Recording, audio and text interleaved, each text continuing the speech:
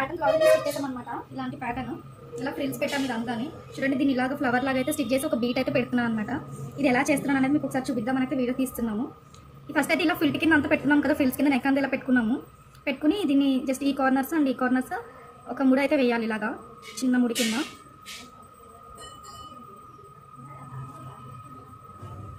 ఇలా ముడేసాక ఇలా వచ్చింది కదా, దీని మధ్యలో ఒక చిన్న బీడ్స్ అయితే వేస్తున్నాను. ఈ బీడ్స్ అయితే వేస్తున్నాను, మరీ చిన్న బీడ్స్ కాదు, కొంచెం పెద్దగా ఉందన్నమాట. దీన్ని కరెక్ట్గా దీని మధ్యలో కిందకి ఇలా జస్ట్ ఇలా కిందకి ఇలా నాట్ వేయాలి. కింద మధ్యలో పూస వచ్చేలాగా ఇలా అయితే స్టిచ్ చేయాలన్నమాట.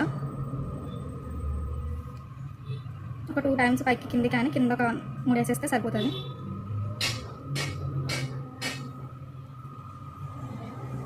ఇలా ఫ్లవర్ కింద అయితే వస్తుందన్నమాట. చూడండి, ఫ్లవర్స్ బాగా వచ్చాయి కదా. ఇప్పుడు ఇలా ఇవన్నీ స్టిచ్ చేయాలి.